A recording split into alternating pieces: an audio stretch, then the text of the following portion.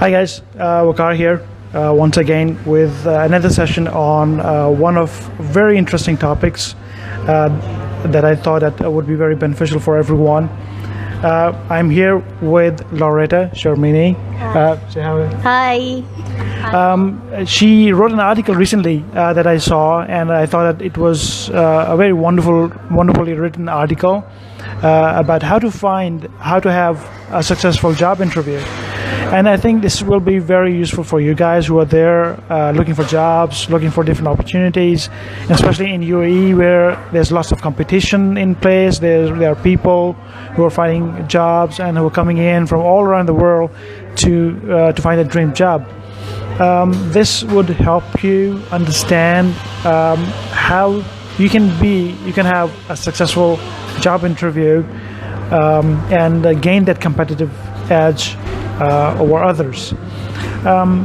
So Loretta, tell us about yourself first before we go into details about your article.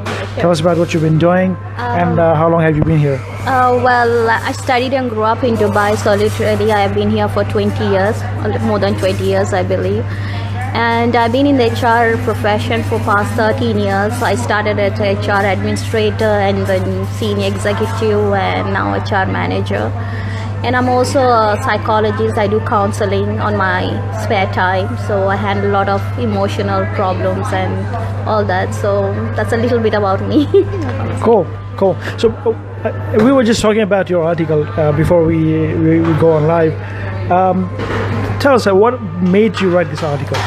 Well, yes, I just started writing this year, and then months back, I read an article on a paper, a lady who has come to Dubai, and she's been here for a year, and then she couldn't find a job, and then what she has mentioned on the paper was that it's so unfair in Dubai here, there's so much of discrimination and very lot of sadness and anger, and she said that we have taken so much loan back at home, we had to pay back that loan, we have so many commitments and we can't fulfill them.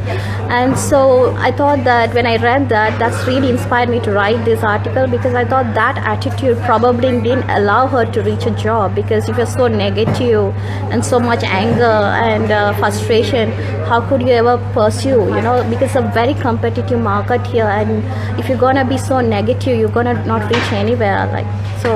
This is a common characteristics for everybody, right? Isn't it? I mean, people are coming here, they apply for jobs, they don't get a job, and they get really frustrated. Tell us, in your opinion, what is a successful job interview? First thing, when we are going to attend an interview, people have this thing, I have to get a job. The term have to itself creates pressure, because it's like creates a force, I have to do this. So instead of doing I have to, maybe you can change your word, I will, or if there's a possibility for me to get a job. You need to reframe your thinking, you need to change your way of thinking nowadays, because it's like I said, it's a competitive market. You can't have this self-pity talks anymore. Oh, I didn't get a job, oh, I will not get a job. So these kind of sad talks will not reach you anywhere. So if you really need to get a job, go there and get one. You need to change the way you talk to yourself. And first of all, you need to stop thinking that I have to get a job. And another thing, people have this thing, if they didn't get a job, that means they didn't do well in the interview. But that's not even true, because we HR, we know that even there are a lot of candidates who have done really well in the interview, but sometimes they don't get selected, because in the organization we keep changing our recruitment process. We choose to promote someone internally, or we think, okay, we don't want to hire someone at this moment, freeze hiring because of the cost, or we think, okay, we won't hire someone who has been recommended by some director or somebody.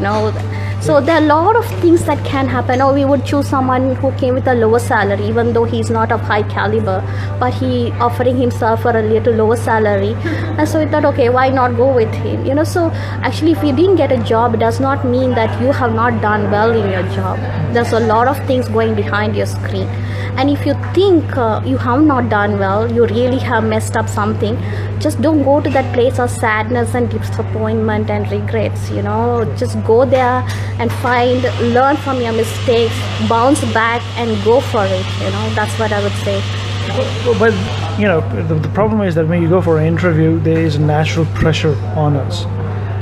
And yeah, you're right that we keep on thinking to ourselves that maybe I didn't do the right thing, maybe I didn't do the right, I didn't give the right answer, and that's why I couldn't select. And you're right that there could be several reasons why we didn't get selected. It could be that maybe, as you said, the job was on hold, the criteria was changed, or something else. But we blame ourselves. Yeah, exactly. And we shouldn't be doing that. All right. But the problem is that could be one place, one area, could be one job where it didn't happen that way.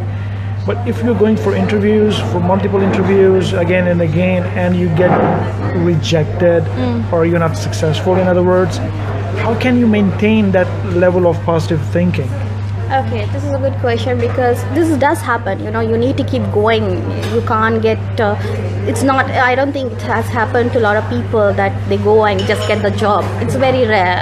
I would say in Dubai, in UAE probably. So you do get rejected. You have to go interview after interviews, and you don't know why you get rejected sometimes. So how do you maintain this positive thinking actually? So what I say is that no matter what happens, you need to go on. So how do you go on is that you need to feed right thoughts in your mind. So it's like, you can't be having always cheeseburgers and, all these fizzy drinks and expect yourself to be healthy. Just same thing. You can't having this sad thoughts, oh, I'll not get a job, I'm very unlucky, oh, I'm not good enough. If you keep saying these kind of negative thoughts repeatedly, eventually it becomes a reality and it shows in your experience. So if you really want to change something, you need to change the way you talk to yourself. For a change, you can start, okay, I am lucky, I'm capable of finding a job, I will get a job. Now you need to change your way of talking to yourself. You need to feed right thoughts so that you need that motivation to move on. So you can't expect yourself, to be motivated. And like I said about that lady, the very reason she didn't get a job for a year is because she was so demotivated, so much of negative thoughts she's been putting into her head, oh, I'm not good enough, I'm not in a good, people are here mean to me, I'm unlucky, probably all this, probably a lot of anger going on. So if you have those kind of thoughts, that's only push you back, But if you need to move forward, you really need to change the way you think. You need to start talking positive things to your mind, feed positive thoughts into your mind. I'm lucky, I'm worthy of a job, I'm capable of finding a job, I will get a job, I will make things happen in my life. You need to keep saying that to move forward, because even if you fall, there's no time for you to lie down there. You need to get up and bounce back and run. So you're perfectly right. I have my friends who have been applying for different jobs. I've seen people who are applying for different jobs, and naturally, when things don't go right for them, they get frustrated and they start thinking negatively that maybe they're not good enough. And what happened is that actually affects their motivation. It directly affects their confidence. So when they do get an interview call, they go there, they're very nervous that maybe they're not going to do well, and they're definitely going to lose. They're going to forget their concepts, they're going to forget their thoughts, they won't be doing well. So it'll be like a ripple effect, and it's keep on affecting their interviews, the job interviews, wherever they go. So you're right. You have to think positively, go in the right direction, think positive, because then the positive things will happen to you as well. In your experience, what do you think? What are the main causes of failure in a job interview? Now, you have interviewed many people also, and you have seen people coming up and performing in those interviews. What do you think? Where they lack mostly? What are the main causes that you think that that person doesn't do well in an interview? Okay, well, one thing is confidence. This is one thing I've seen in people. They actually pretend to act like confident rather than actually being confident.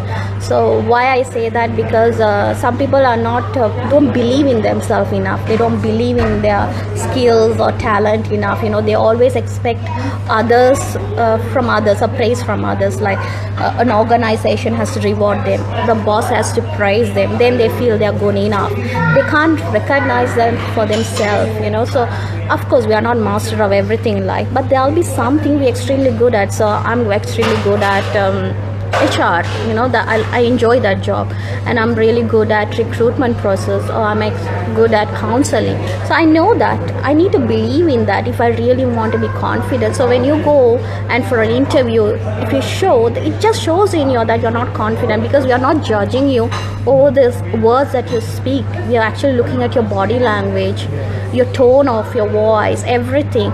So it just shows off. So if you really want to have a successful interview, you need to be really confident. It could be anything. You can be good at designing, you can be good at writing, communication, public speaking. You need to embrace that skill and believe in it. I am good. So confidence is something you feel within. It's not something you can show others. You need to find it within yourself. It's only by believing in your skills and talents. So if you really believe in them, the confidence is automatic, comes within yourself, and then there's no need to show your confidence. People will just see it in your body language, the way you communicate. It just shows in it. True. And one thing that I've noticed is that, and like in my previous session as well, in one of the previous discussions that I did, one thing came up, that people are also not properly prepared. Now, I'd like to bring that point up in this discussion as well, because yes, you're right, people need to have positive thoughts, they need to be motivated, they need to think in the right direction, but they need to do some homework as well. Exactly. That's what I was saying. Another thing I noticed in a lot of employees is that they like to be very impressive in their resumes, and they keep writing. So this is what it comes to. They're not very prepared well. They keep writing impressive resumes, and then when someone is questioned, they struggle so much to answer it. It's because they have not done any preparations. They are not taught if someone is gonna ask the questions on certain areas they have mentioned, how they're gonna answer them. Sure. So don't just put things on the resume. Prepare yourself, go and learn it, master it. Now learning is become so easy. YouTube, internet, everything is there. So don't just go and put stuff in your resume just because to look good. But actually you need to do your homework, go learn it, become expert in it, thorough with it. Maybe you don't have experience in working, at least you have the knowledge how this particular thing functions. Now, from your study point of view, now you went into psychology as well. From that point of view, what would you suggest to people who are preparing for their interviews and who are suffering from this anger problem, or from this frustration, and they're not performing well? And the causes that you have mentioned, one of the common causes that you mentioned in your just right now. How do you think, from psychological point of view, what people can do different to overcome these weaknesses?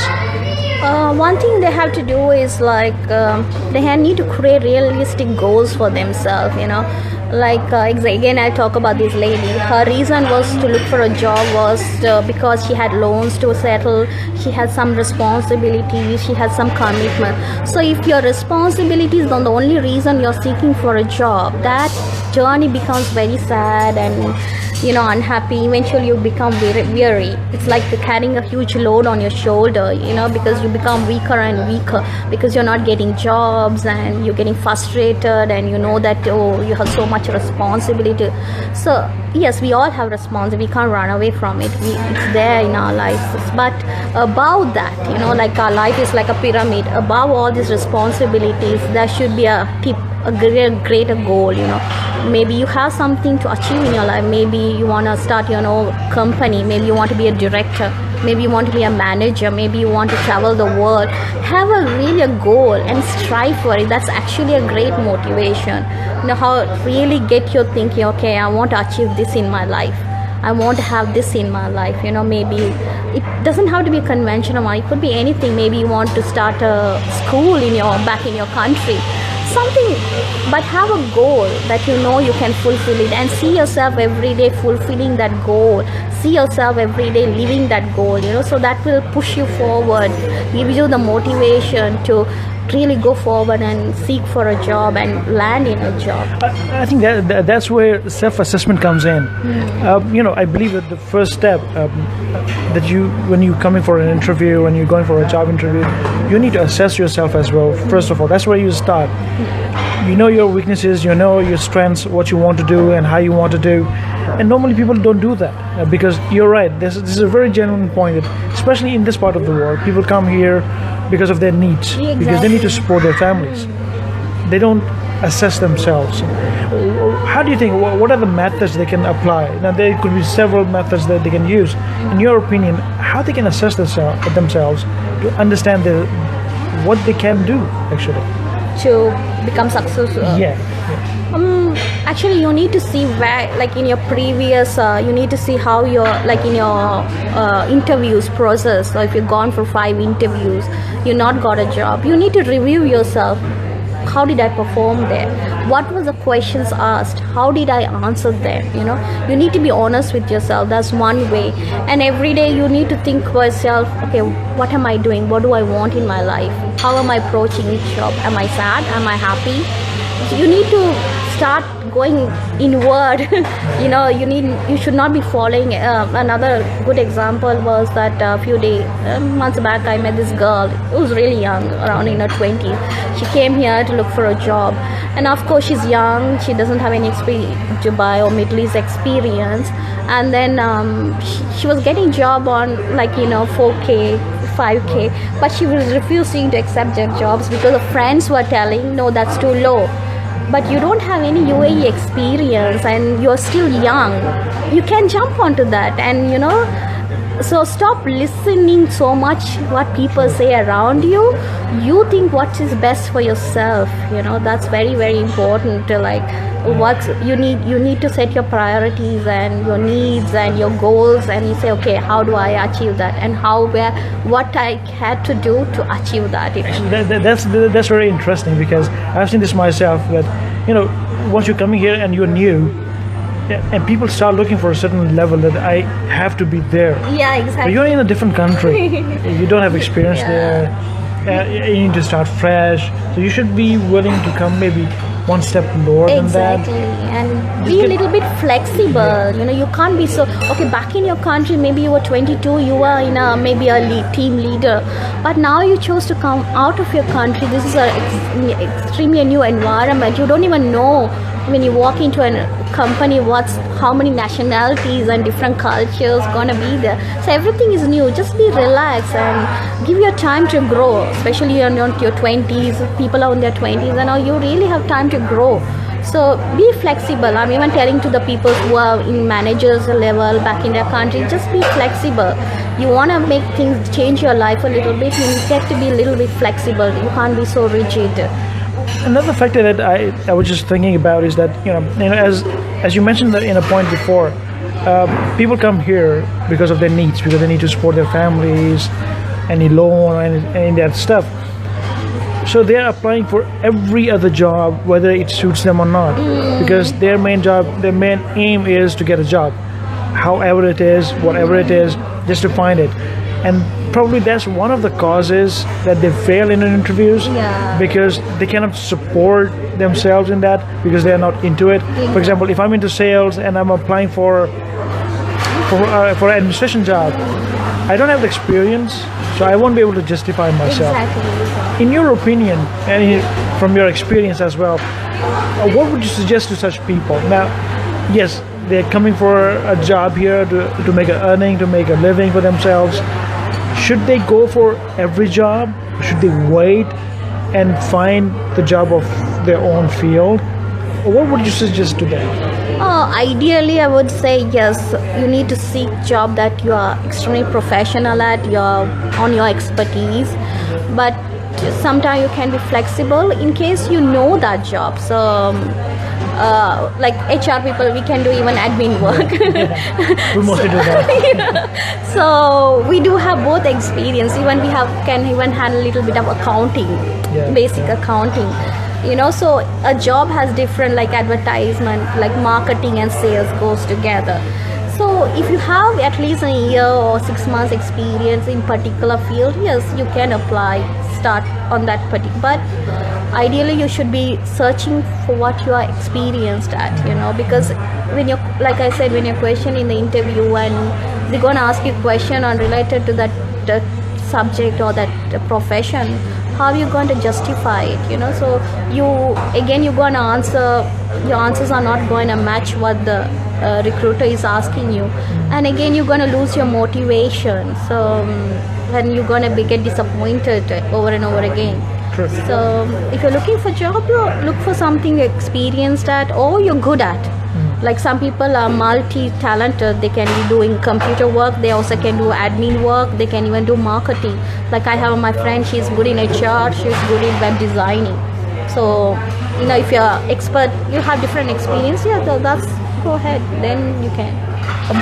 One of the points that when I was reading through your article, one of the points that you mentioned is that you've interviewed many people, and sometimes what happens is that you consider somebody qualified for the job, but when that person goes to the line manager, he rejects it, and the person whom you reject, the line manager accepts it. How can you bridge that gap between HR and line managers? Well, there's always going to be this conflict, or you just can't justify, or you can't make a big gap. That there are gonna be conflicts, but somewhere you need to what we do in general organization, I said no, this person does not have this kind of qualification or experience to match up this kind of role, so obviously first we have a job profile and we need to match that job profile, and because the line manager would actually like it, many reasons, maybe he thinks he can have more control over that person, he can teach, so we come to a moderate conclusion, like not someone he supports or not someone I suppose, someone in between that has actually, who can function, who has the caliber, but also would fit into the role, and who also the line manager also prefers him, because that's important, because he's gonna work under that person, so he has to be in favor of him as well, or her. So that's how you kind of come to a conclusion. You find a candidate that both can agree on, So, because HR people, we are responsible to meet the deadlines. The deadline means the goals of the organization, the profit. So employees are the ones that going to make that difference in the organization. Sure. So. One of the points that you mentioned, you gave us certain elements which are which are controllable, which are in our control, and one of that point is that you need to keep on increasing your knowledge. Yeah. What was that about? Well, yes, we are like nowadays, like humans are like computer. We need to keep upgrading ourselves. We need to come with new versions. We need to keep learning. So if you really want to land in a job, you actually have to keep upgrading yourself. That means you have to learn new things. It could be related to your job. It could be not even related to your job, but you need to increase your knowledge. You keep learning new things all the time, so you don't get stuck in some areas. Like it's quite relevant to the question he asked before, how they can get a job. Do they actually have to be stuck to their own profession or expertise? So if you keep increase your knowledge, study different fields, what you always, so for example, I love psychology, so I studied HR, I was a professional, then I went and studied psychology and counseling because I was really into it, so I was very interested, so I can do both actually. So you need to keep increasing your knowledge, learn new things. Learning nowadays has become so easy and convenient with all the internet, YouTube, Google, and whatever is possible. And also another thing is that when you keep increasing your knowledge, know more things, it actually builds a broad network of people. And nowadays it becomes very common. Now you're getting recruited through different connection. It doesn't have to be through what you applied in the newspaper or what you applied in the internet. It could be referred through someone you met in a network event or because common. So you've been referred because they liked you.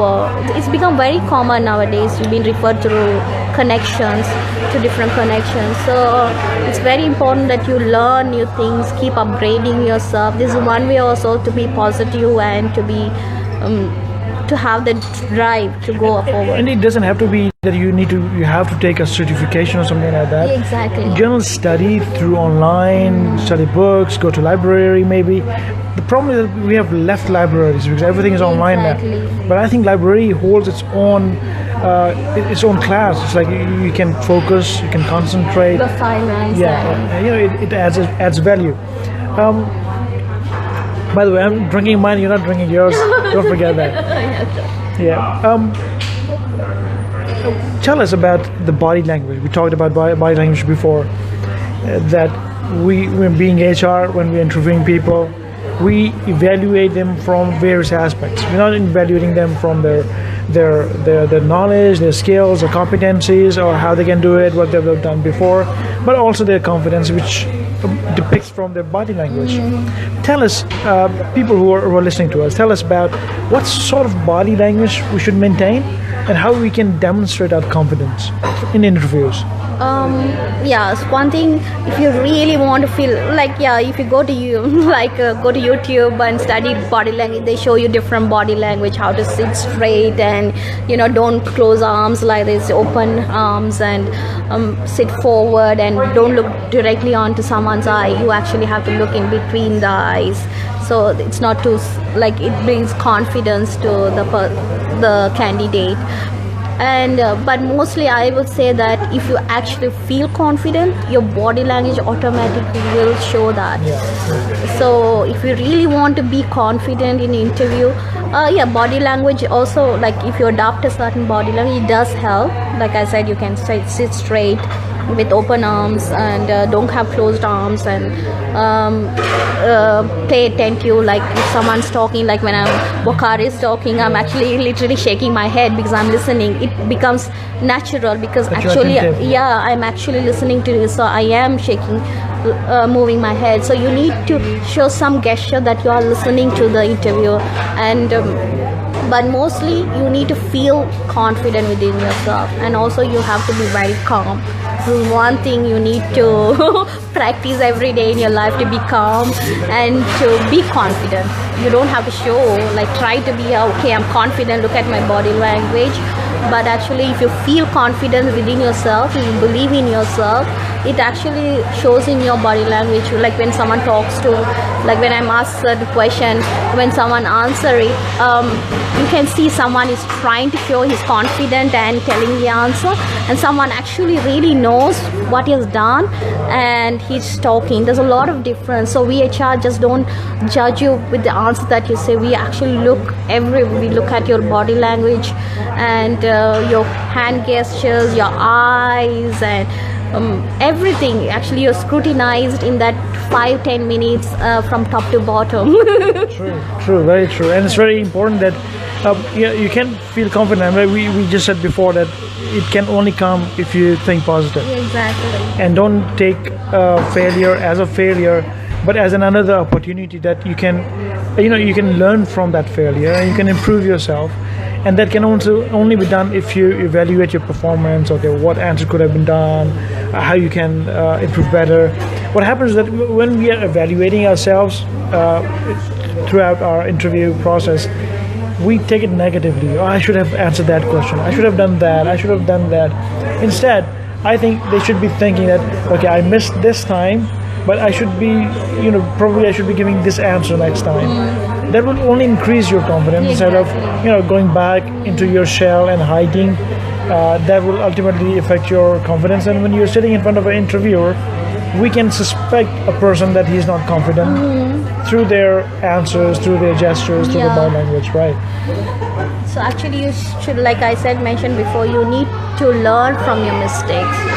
So if you've gone through 5 interviews and you know where you have failed, there will be some mishap somewhere, and then you need, instead of say, oh no, I did it wrong, and just going to that corner and shutting yourself, okay, next time this is how I need to answer, this is how I need to respond, or this is how I need to react to this question, so this is how you start motivating or learn from. It's actually learning from your mistake. Don't get disappointed and with your mistakes, but actually learn from them, bounce back, and go forward. So we have a question coming up, and the question is from Ollie Loris. She's saying that we all know that going through an interview is a nerve-wracking process.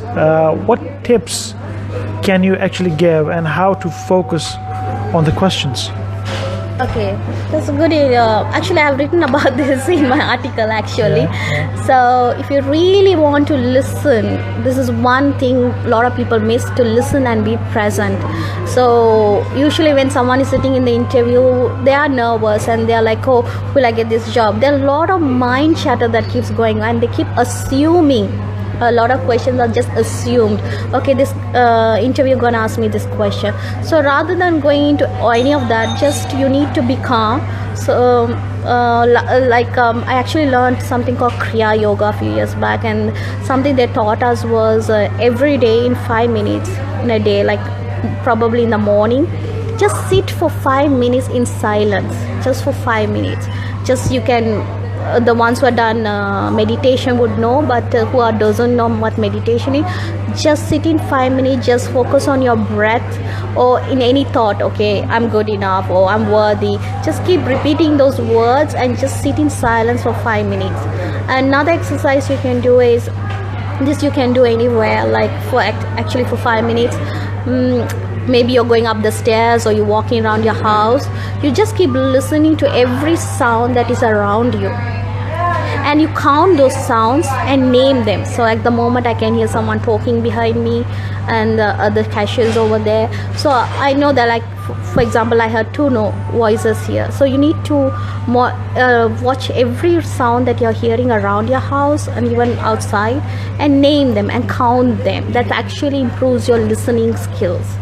So another thing you have to do is actually you need to have an intention. First of all, you need to set an intention.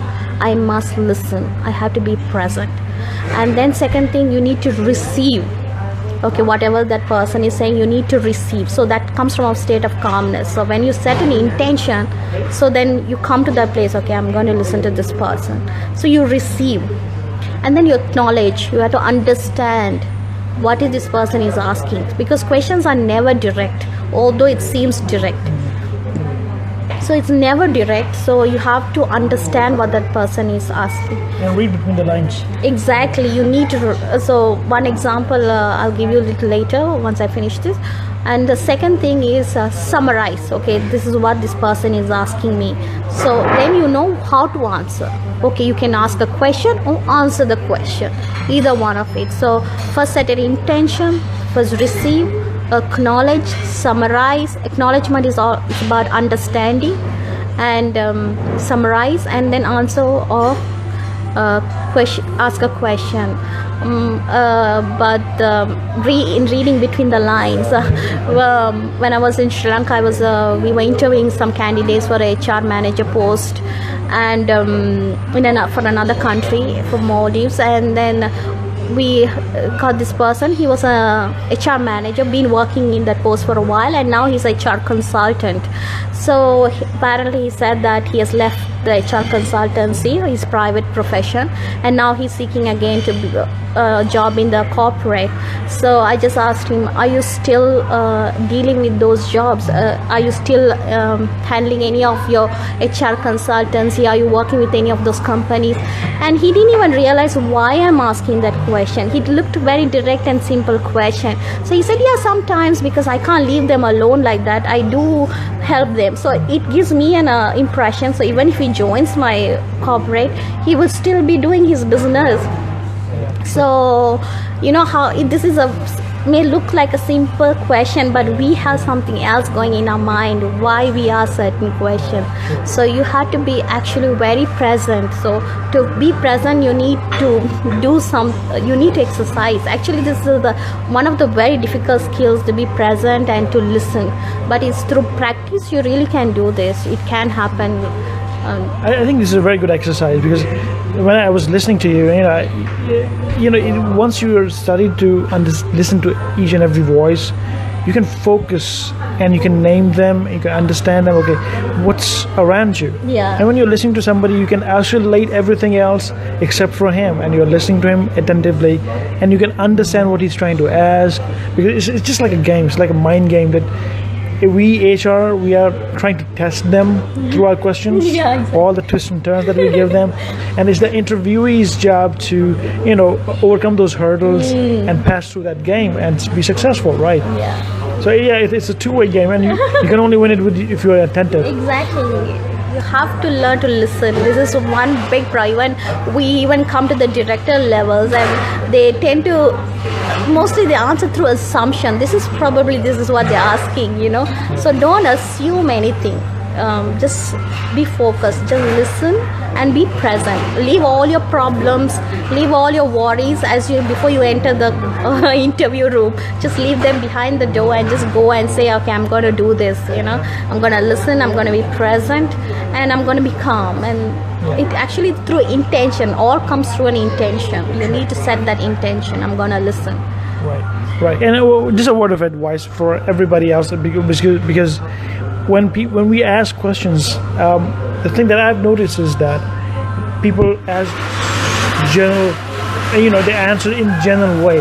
They're not specific about it. They give you all sorts of stories, and we, as HR, we find out, okay, no, yeah, he's just talking. He doesn't know really what he's talking about.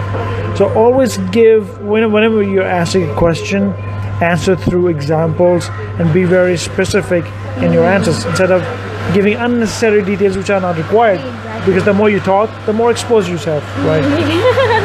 Exactly. So when you ask about certain job, for example, you just need to answer that particular question.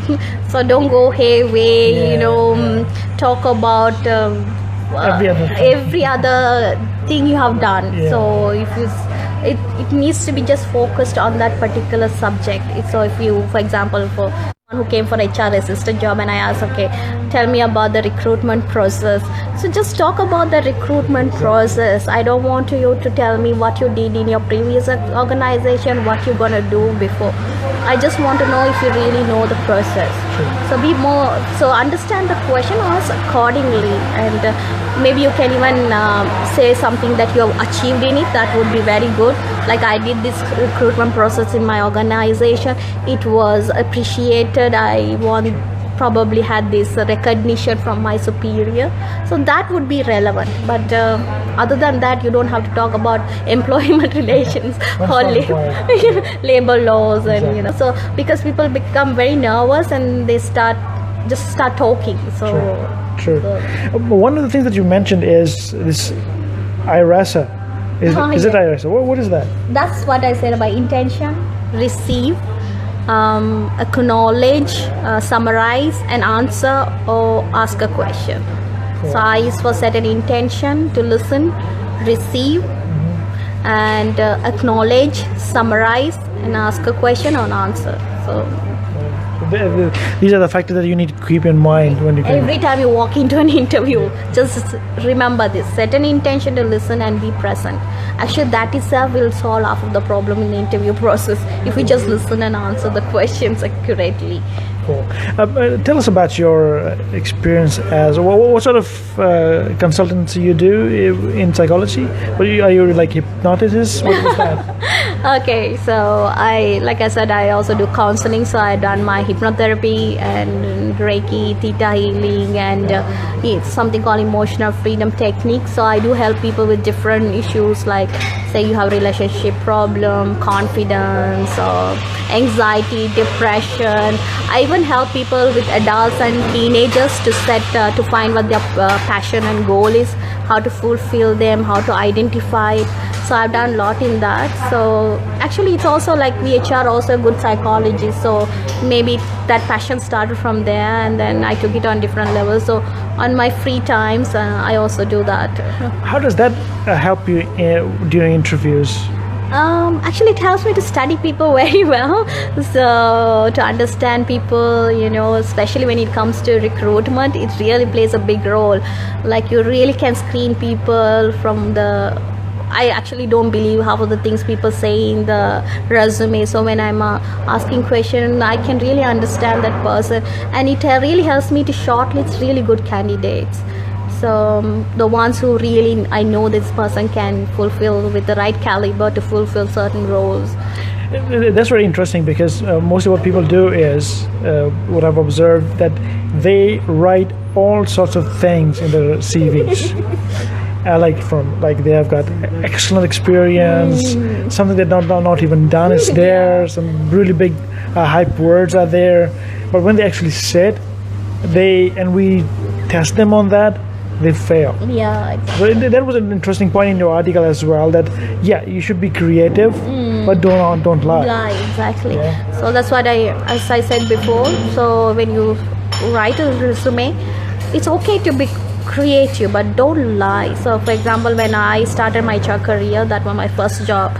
So I studied all in UK syllabus. I really didn't know much about UAE, and then I actually wanted to get into the core HR function. So for the first job, when I wanted to go to the second job, I actually learned all. I went and studied, I mastered it. Okay, I didn't have a practical knowledge, but I really knew how to function this, how to go through it, and how to work in it. So if you really want to excel in life, go to the next step, and you want to go to the next step in your life or next step in your career, then you can be creative. You can put certain things that you would love to do, but go and study, become excel in it, be good at it. Know what you're talking to us, because we gotta know anyway that if you're lying or you have written it because you know it or not. True, very true, and you'll be caught. Exactly. You cannot. Yeah, exactly. One more question. Ollie Loris is one of my very avid listeners, so she normally asks questions. There's another question coming up, and she's asking how sensitive it is for a job seeker to ask the salary packages during the interview, and what is the impact of this for the interviewer. Okay, ideally, in the ideal recruitment world, you don't ask about the salary package in the first.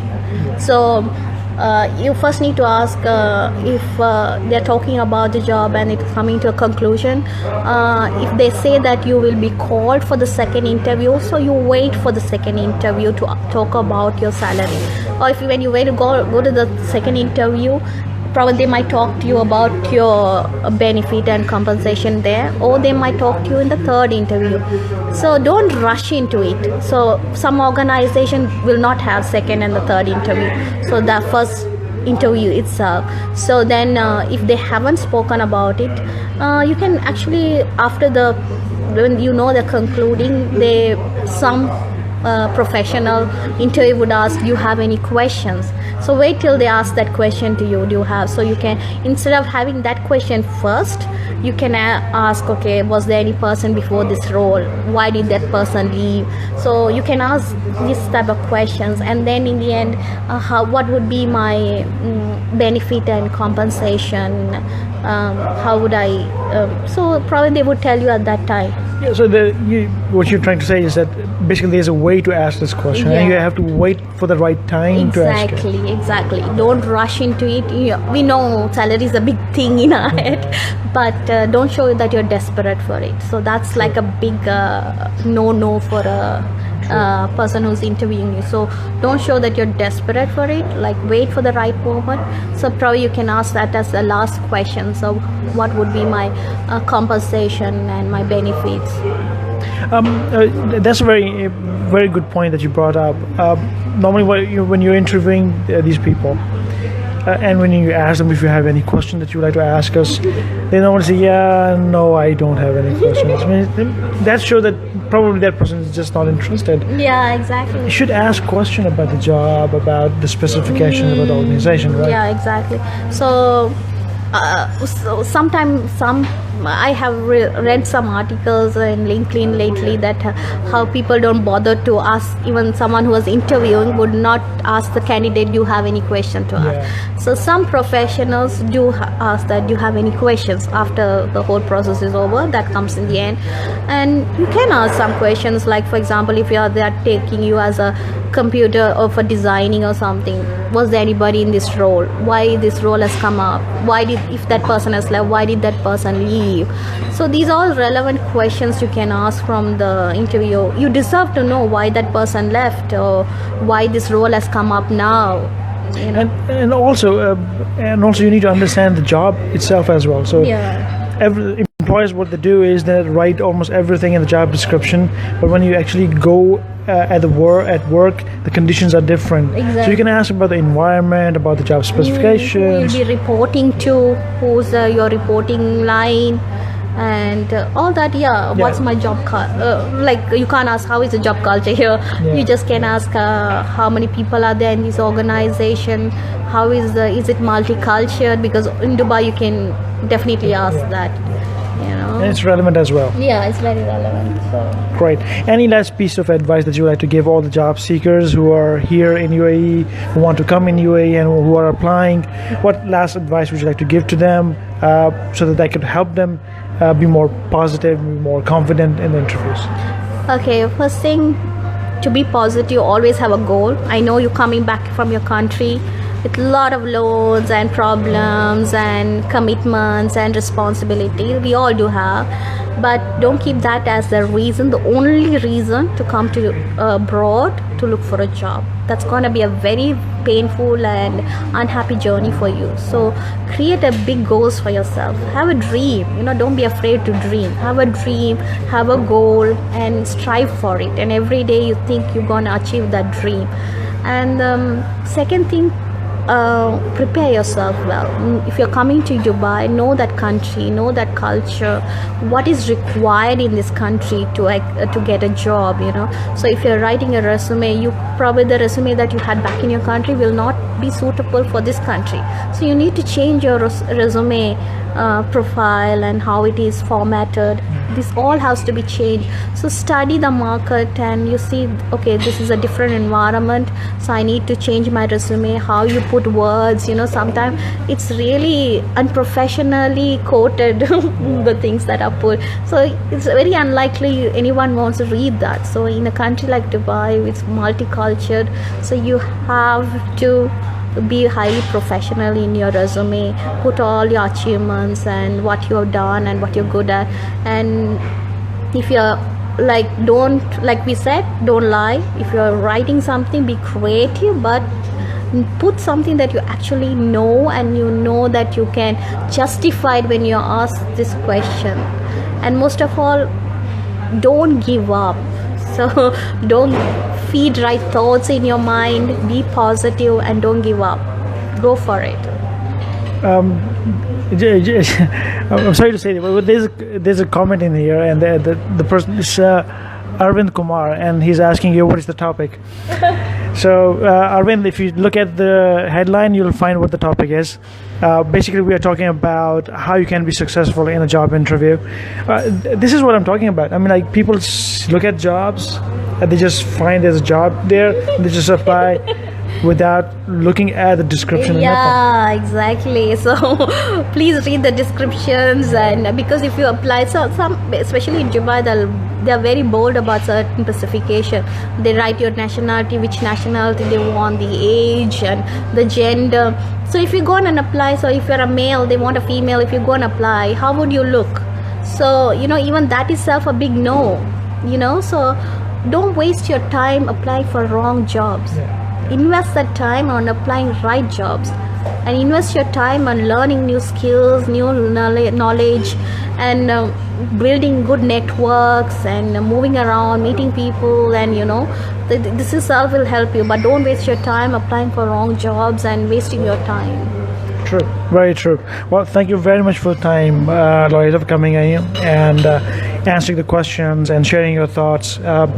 Keep on writing for us. And by the way, before we go, you can read her articles on her blog, which is Loretta Sharmini. That's LoretaSharmini.wix.com. That's where you can read her articles, and you can also write to her if you have any questions about this topic, about how to be successful in job interviews, and of course she's also a psychological consultant as well, so she can help you with your other side as well. You can write to her at Loretta Sharmini. That's again LORETTASHARMINI mini@gmail.com. So you can write to her, go to her blog site, read her articles, and I'm sure it'll be very useful for you.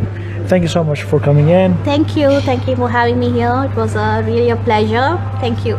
Thank you so much, guys, for tuning in. I'll be back next Saturday, hopefully, or Friday, and I'm going to have another guest with me, another topic.